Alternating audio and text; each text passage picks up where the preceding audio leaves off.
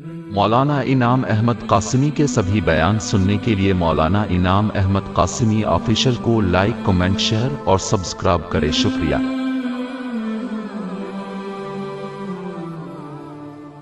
اللہ تبارک تعالیٰ نے قرآن پاک میں مال اور اولاد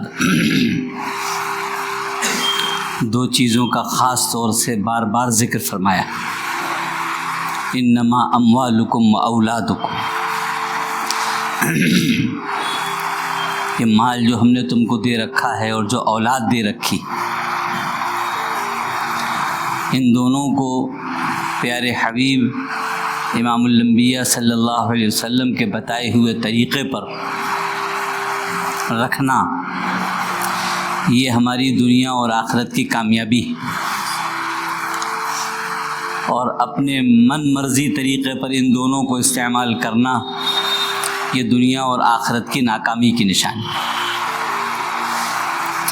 مال ہو یا اولاد، یہ دونوں چیزیں اللہ کی بہت بڑی نعمت۔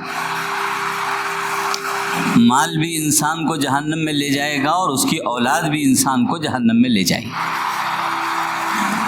جس مال کو یہ سمجھ رہا ہے کہ میرا مال ہے، میں اس سے جو چاہوں وہ کروں، یہی مال اژدہا بن کر کے اس کو ڈس رہا ہوگا اور کہہ رہا ہوگا کہ میں ہی تمہارا مال، میں ہی تمہارا خزانہ۔ تم نے اس میں حرام اور حلال کی تمیز نہیں کی، تم نے اس میں زکوٰۃ اور صدقات کا خیال نہیں کیا، تم نے اس میں سود اور رشوت کو شامل کیا، جو تم نے جمع کر کے بڑے اہتمام تھا، میں وہی مال ہوں، اور یہ مال انسان کا جہنم میں لے جانے کا ذریعہ بن جائے۔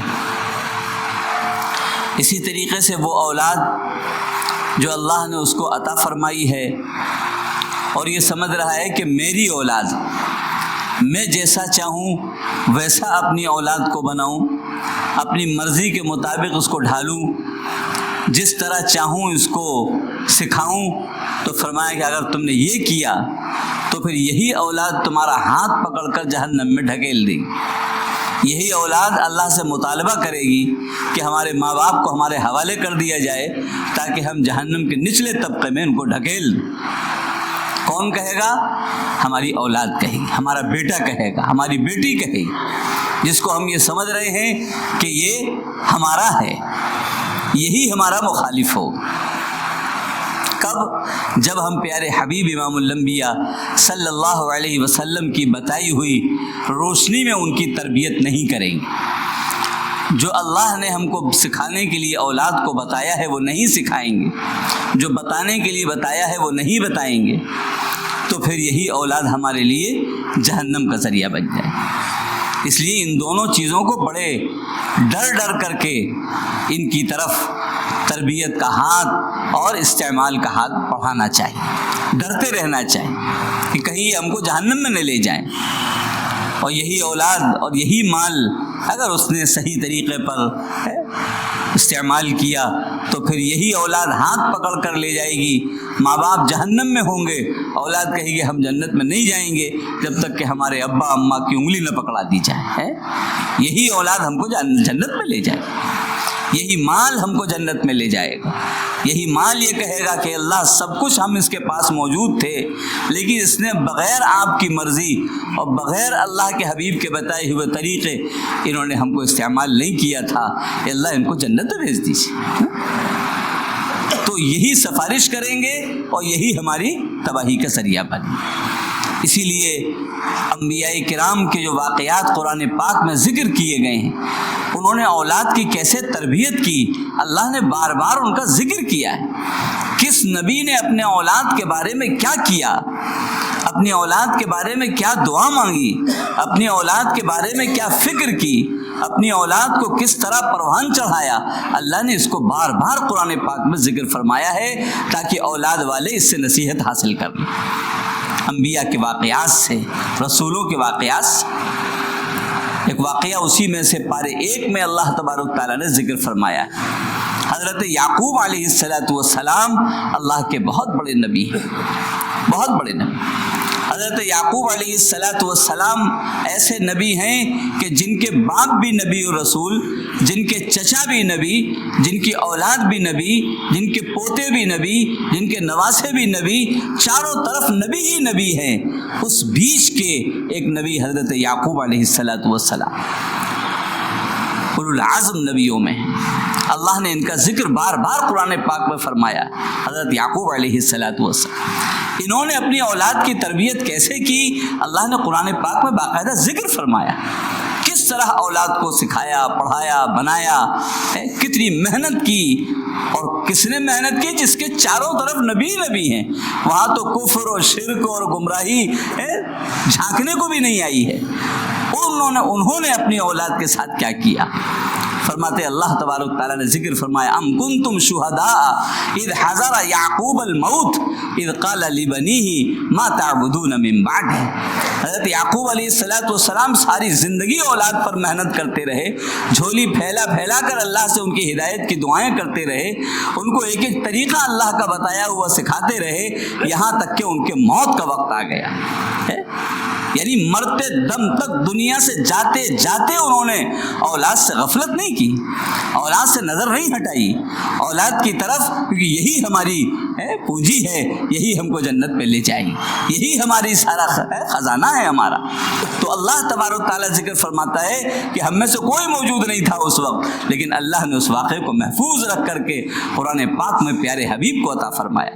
ام کنتم شہداء اذ حضر یعقوب الموت، جب یعقوب کو پاس موت آ گئی اور اس وقت موت کی گھڑی شروع ہو گئی، موت سامنے آ چکی، تب بھی انہوں نے اپنی اولاد کو جمع کیا۔ ساری اولاد کو بلاؤ، میرے پاس لا کے بٹھا لو، سب کو لا کر کے اپنی اولاد کو اپنے پاس جمع کر لیا، اور جمع کرنے کے بعد پھر انہوں نے اپنی اولاد سے کہا، اذ قال لبنی، اپنی اولاد سے حضرت یعقوب نے کہا، ما تعبدون من بعدی، اب میں جا رہا ہوں، جاتے جاتے مجھے تسلی دے دو کہ میرے بعد تم اللہ کے علاوہ کسی اور کی عبادت تو نہیں کرو، اللہ کو چھوڑ کر کہیں اور تو نہیں چلے جاؤ، مجھے یقین دلاؤ، اپنی زبان سے مجھے بتاؤ، مجھے کہو تاکہ میں اللہ کے سامنے جا کے کہہ سکوں کہ ہاں میری اولاد بالکل آخری سانس میں بھی میں گواہی لے کے آیا ہوں، بالکل آخری سانس میں بھی تربیت کر کے آیا ہوں، بالکل آخری سانس میں بھی سبق سکھا کے آیا ہوں، اپنی اولاد سے غافل نہیں آیا ہوں۔ اس لیے بالکل موت کے وقت اولاد کو جمع کیا، ما تعبدون من بعدی، میں تو جا رہا ہوں، میرے بعد تم کیا کرو گے؟ میرے بعد اللہ کو چھوڑ تو نہیں دو گے؟ مجھے تسلی دو، عبادت کس کی کرو گے؟ مجھے بتاؤ، میرے بعد تم میرے سامنے تو عبادت کر رہے ہو اللہ کی، میرے بعد کیا کرو گے تم؟ اپنے بعد کی بھی فکر ہے، یہ اللہ نے ذکر فرمایا ہے تاکہ اولاد والے اس سے نصیحت حاصل کریں کہ ہم اولاد کے لیے کیا کر رہے ہیں، اولاد کی ترقی سمجھ رہے ہو اور وہ اس کی تباہی ہو رہی ہو، ایسا نہ ہو۔ اس لیے فرمایا کہ اس کا خیال ما تعبدون من بعدی، فرمایا جب سارے لوگ نبی تھے، چاروں طرف نبی اور رسول تھے، پھر اس میں کون سا شک تھا کہ یہ کسی اور کی بھی عبادت کر سکتے ہیں؟ شک تو نہیں تھا، لیکن اپنے دل کو تسلی کہ میں نے جو تربیت کی ہے اس پر یہ اولاد باقی رہے گی یا نہیں رہے گی، اس کی بھی تسلی حاصل کی ہے۔ کیونکہ اس وقت مصر میں فلسطین سے ہجرت کر کے آپ حضرت یعقوب علیہ السلام مصر تشریف لے آئے تھے، مصر کے اندر آپ کی موت کا وقت آیا ہے، تو وہاں آپ نے اولاد کو جمع کیا ہے، اس لیے کہ مصر میں اس وقت کفر و شرک پھیلا ہوا تھا، صرف یہی خاندان تھا نبوت والا جو حق پر تھا، باقی سارے کے سارے لوگ کفر و شرک کے اندر مبتلا تھے۔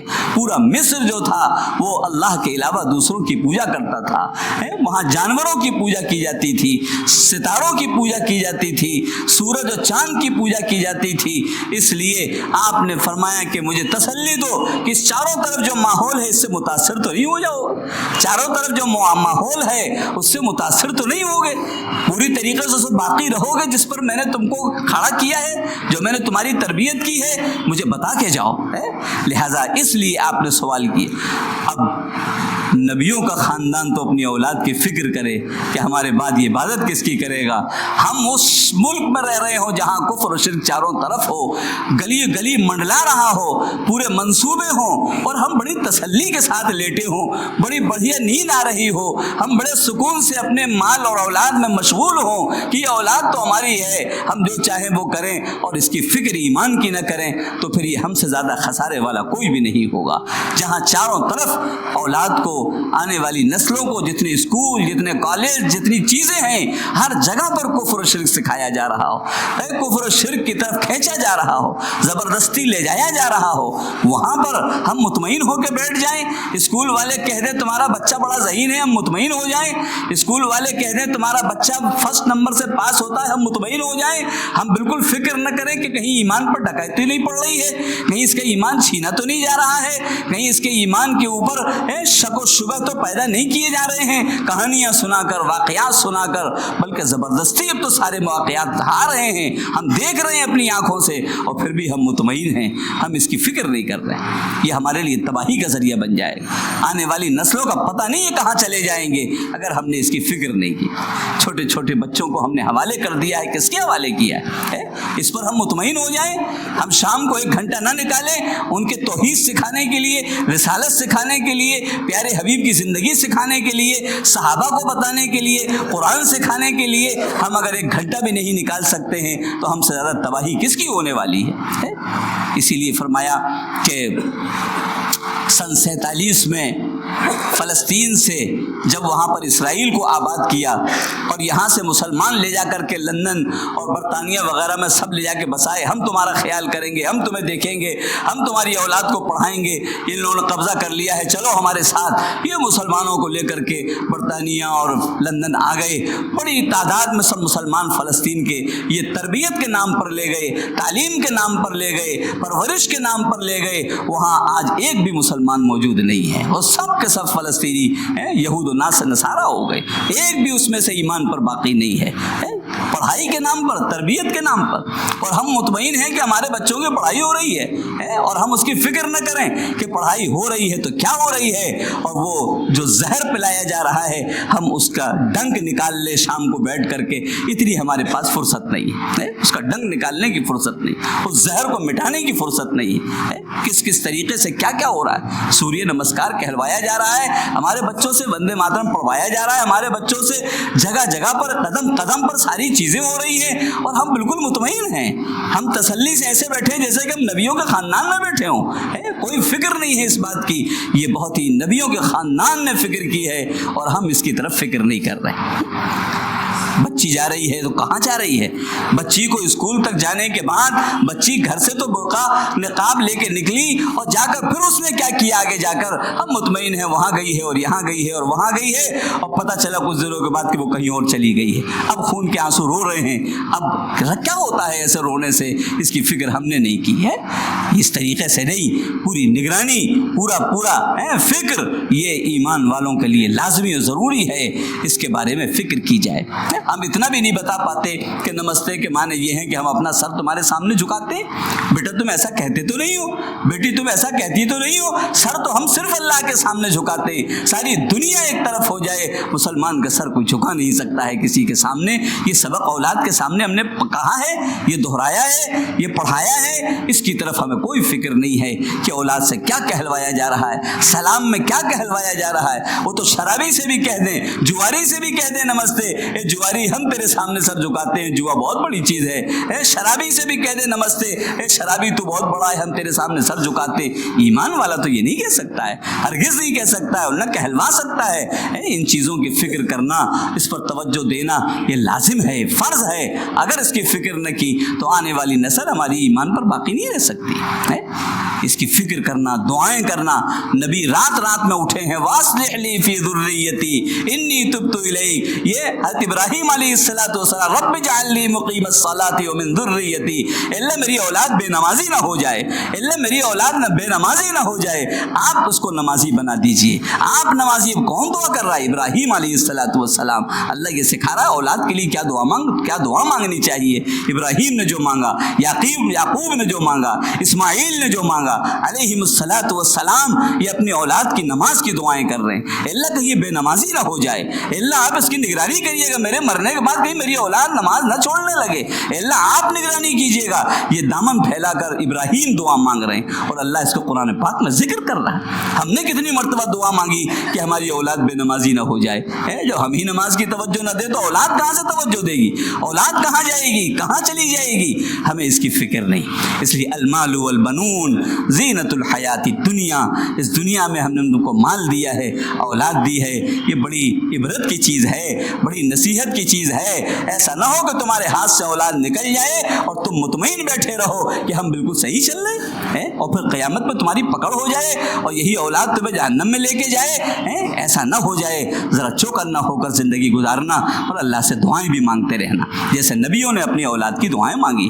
اللہ تعالی ہم سب کو اسی انداز سے مال کو استعمال کرنے کی اور اولاد کو تربیت کرنے کی توفیق نصیب فرمائے۔